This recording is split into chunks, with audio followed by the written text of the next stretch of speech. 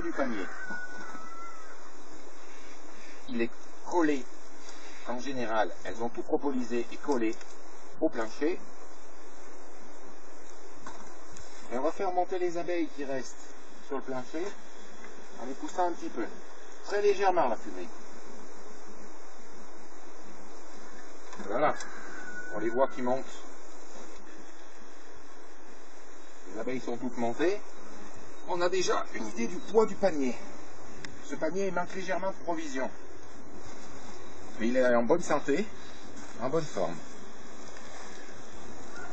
Vous le posez dans son trou. Et on va tailler jusqu'au couvain. On fait descendre les abeilles. On leur demande simplement de descendre. Et on repère le couvain. Donc là, on peut tailler pas mal. Quelquefois, on taille de 2 ou 3 cm, quelquefois de 10 ou plus. Enlever de beaux morceaux de rayon. Il n'y a aucune agressivité si vous savez leur expliquer ce que vous faites. Donc nous avons du couvain bien compact, qui est magnifique,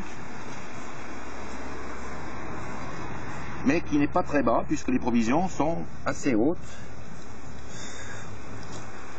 Donc, nous sommes en septembre. Cette opération va permettre de pouvoir leur glisser un nourrisseur dessous. Un nourrisseur, c'est simplement une coupelle en plastique ou en ce que vous voulez, une assiette à soupe, ça fait très bien, qui sera à l'intérieur du panier et qui permettra de leur rajouter un peu de miel éventuellement ou de sirop pour compléter les provisions d'hiver. Cette opération permet aussi aux abeilles au printemps de pouvoir suivre l'évolution des abeilles au printemps.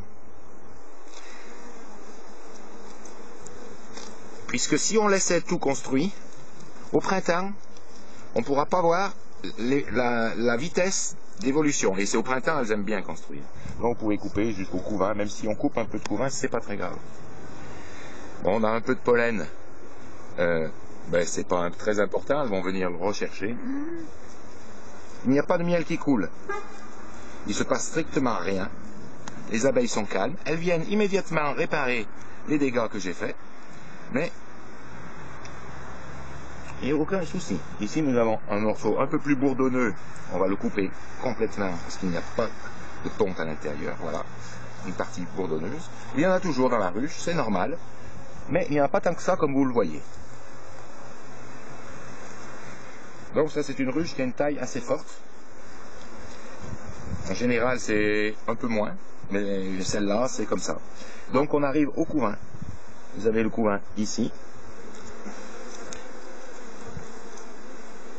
Elle a encore possibilité de l'étendre, son couvain à la reine. Il n'y a pas de souci. Et on arrive au couvain. Les provisions sont tout en haut. On ne cherche pas à les voir, on s'en fout. Tout ça, là, il n'y a aucun problème. Tout va se remettre dans l'ordre quand j'aurai remis mon panier debout. C'est très souple, hein. C'est très souple. Voilà. Celui-là est construit relativement droit. Il y a quelques fois où les paniers sont construits tout en virage, en Z, en S. Ça n'a aucune importance, l'opération est exactement la même et on voit de la même chose à l'intérieur. Donc cette opération elle a pour but surtout de permettre de glisser un nourrisseur dessous, puisque nous sommes en septembre.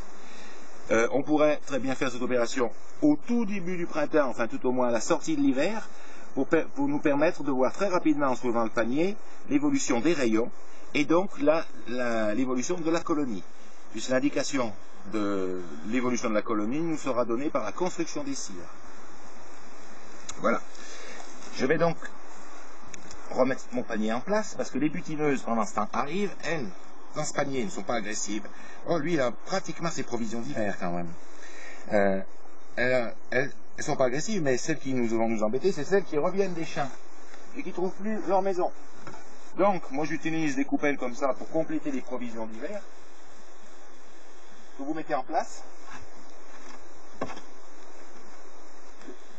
avec un peu de sirop à l'intérieur que je mettrai tout à l'heure parce qu'on le met à la nuit tombée et votre panier par-dessus.